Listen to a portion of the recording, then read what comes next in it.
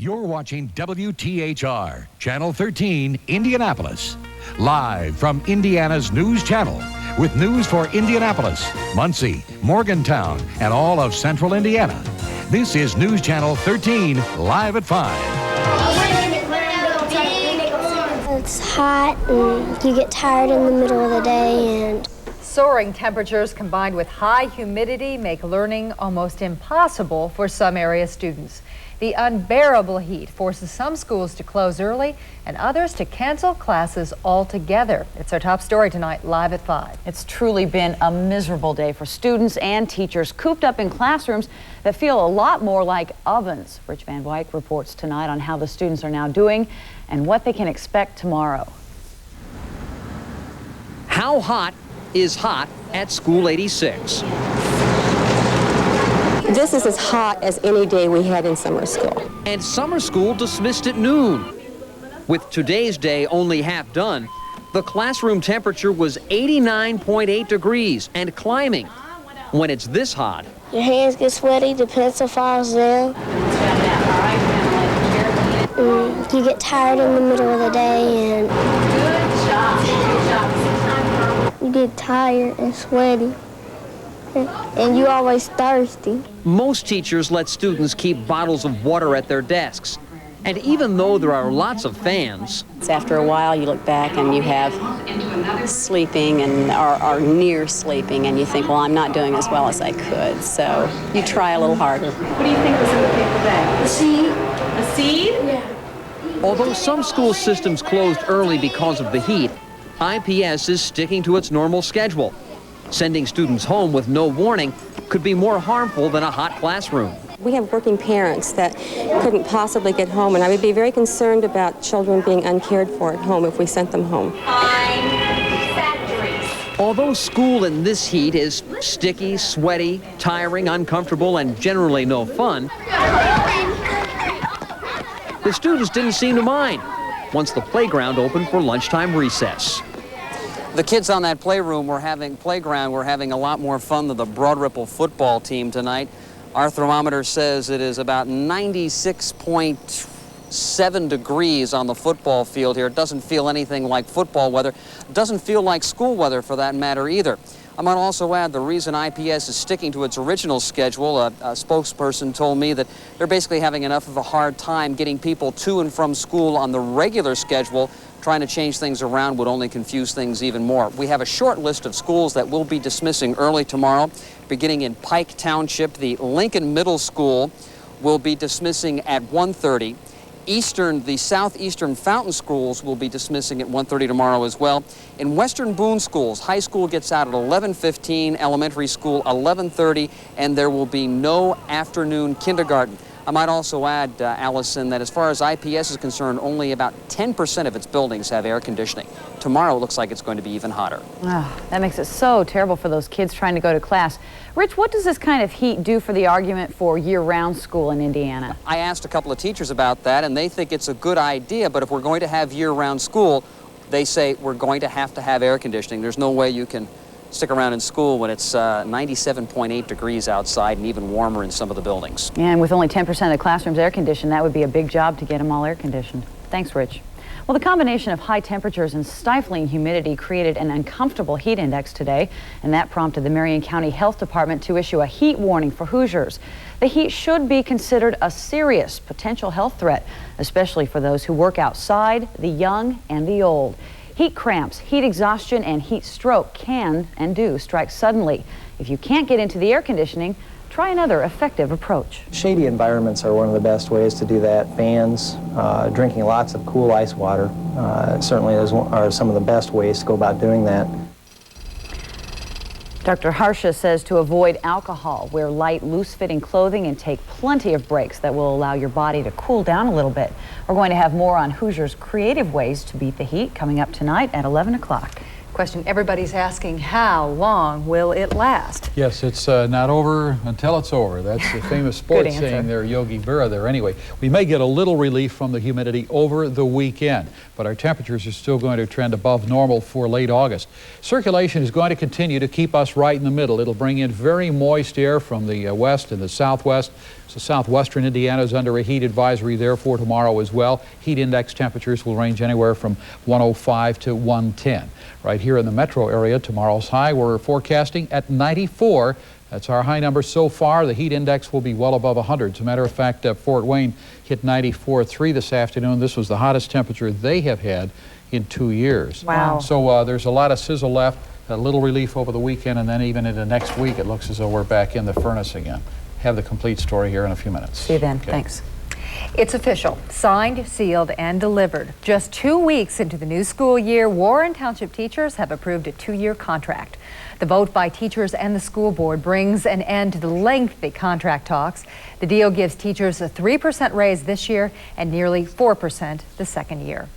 A warning is out to parents who fail to send their children to school. The parents may pay the price legally. Michelle Clifton is now in jail for failing to send her 9- and 8-year-old sons to school for a year. Right now, arrest warrants are out for 4 parents who neglected to send their kids to school. We've had some kids in school in our court system who haven't been to school for 2 years. Of the ones that we have, these kids that, for the parents who currently have arrest warrants out, there's an average of anywhere between 30 and 45 days in the first semester of last year that the kids missed. Right now, police are looking for 27-year-old Tracy Harmon, 45-year-old Johnny Clark, 27-year-old Sarah Waits, and 36-year-old Edie Smith, all of Indianapolis. They're wanted on educational neglect charges. If you spot any children you believe are skipping school, you are urged to call 926-AWOL. In other news, the Ripley County Sheriff's Department, along with the Indiana State Police, continue their search tonight for 31-year-old George Hardebeck, now charged with the murder of 5 family members. Live at 5's Jane Harrington has been following the search going on. She joins us now live from Ripley County. Jane.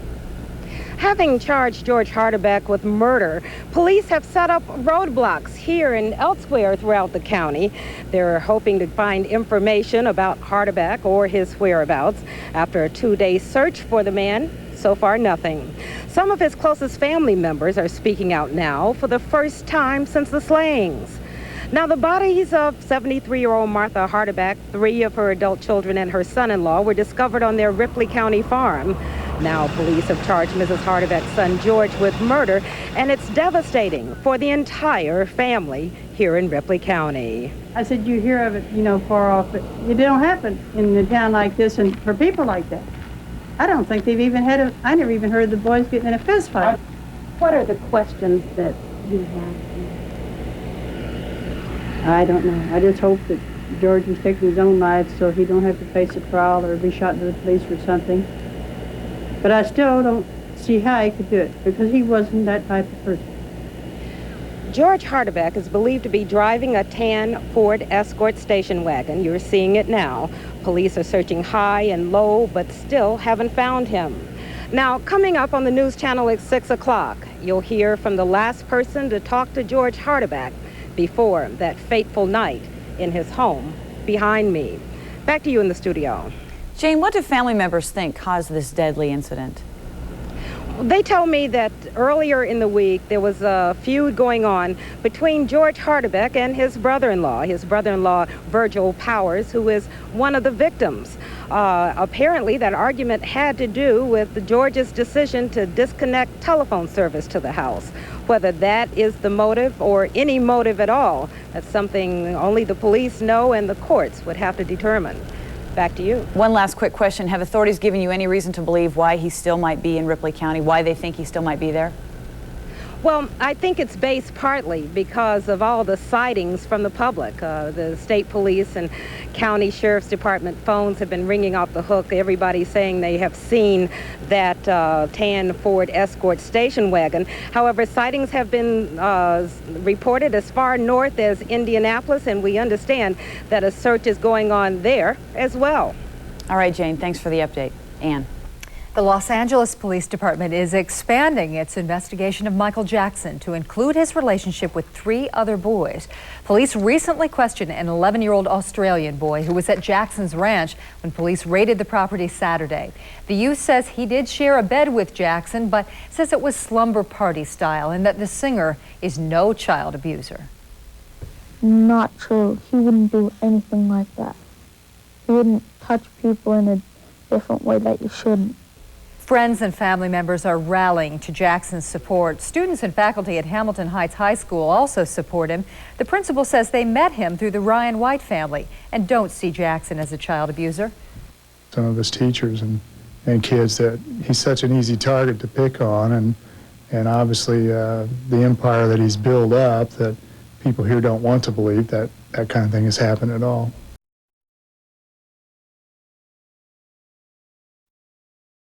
Seven over in Muncie was the lowest. All of the others had above 100 degrees. The situation for tomorrow, as we mentioned, low 90s for everybody.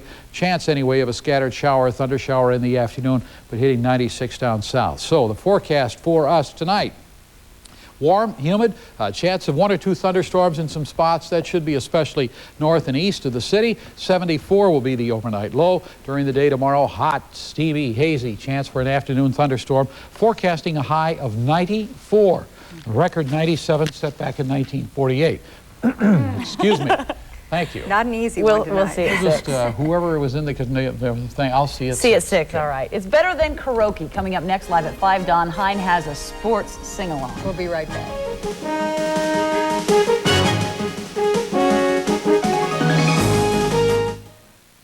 Hey, what can you do between now and the end of summer? Take a vacation, go fishing, catch a ball game? Hey, there's plenty of time for that. But you don't want to miss the big Chevy Final Closeout with the biggest cash back of the year on aluminum, $1,250. Or choose the most dependable, longest lasting trucks on the road, Chevy Full Size with $1,400 in savings.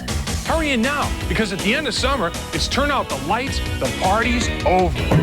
Hey, it's not over yet, guys. See your local Chevy dealers today. Sometimes I wish I could have been a grandmother to my own kids. Grandmothers don't get back talk. We get hugs. We tell stories, give out lollipops. And when you're a grandmother, you've got time for an uninterrupted cup of coffee. It's nice to have the time to appreciate the smooth, rich taste of Sanka coffee. And after the little ones give me all that joy, they go home. Sanka, everything you love about coffee. There are 4 things you got to do to get ready for school. Get your physical. Start waking up early. Get a haircut. And collect each set of tune cards with fun facts about all your favorite Looney Tunes characters. Free every time you visit Target. Okay, tune into school. So you've had a rough day, but you still have a family to feed. Well, bring them the Sizzler, where kids eat for just 99 cents. With Sizzler's new Just for Kids bar, your kids can get just what they want. It's just their size, it's just filled with things they love. And for 99 cents Monday through Thursday, it's just the right price.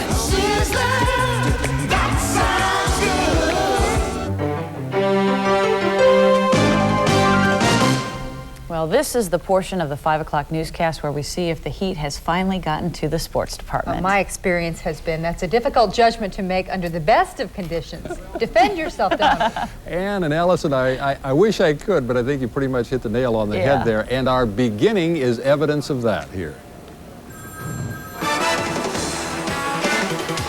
Houston pitcher Pete Harnisch was having a little fun mimicking the hitting style of Florida's Gary Sheffield today, and Sheffield kind of got a smile too. But the talk in the bigs remains that Atlanta 3-game sweep of the Giants. We'll see these guys in about a week and hopefully come back and play well against them. We just need to go out there and keep winning like we have been.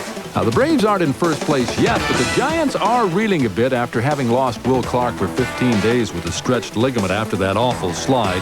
Still that 4.5-game margin, but Terry Pendleton's perspective is reasonable. I think it was big for us from the standpoint that if we'd won 2 out of 3, we'd have picked up 1 game. So it's like flying here, playing 1, winning, and leaving.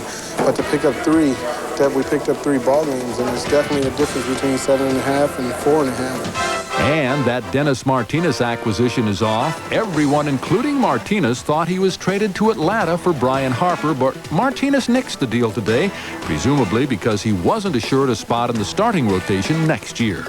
Neither Jimmy Connors nor Tracy Austin will be accepting wild cards to play in the U.S. Tennis Open. Connors says he's been working out, but the quality of his play isn't good enough. And Austin will be a commentator, not a player. All right, before we leave, let's all count with our hair to take me out to the ball game. 1, 2, 3 strikes, you're out at the old ball game. We'll see you at 6 with a look at Howe's football Hornets and Ted Marchibroda talking about Jeff George's progress. Don't they call that a blonde attack? A thing of beauty. Yeah. Thank you. Bye, Don. See you later. Finally tonight, one person's art is another person's, well, you be the judge. The place is Salt Lake in Utah. Feast your eyes on the Spiral Jetty. This piece of artwork is actually a 1,500-foot causeway leading nowhere. The art sculptor built it back in 1970. The rising Salt Lake submerged it over the past 2 decades, but guess what? It's reappearing, covered in a rock-hard coat of white salt crystals. Art. Wow. That's actually kind of nice looking. Yeah, I bet they're going to get a lot of tourists out there to look at that. Mm-hmm. That does it for Live at 5. Thanks for joining us. The next news coming your way tonight at 6. See you then.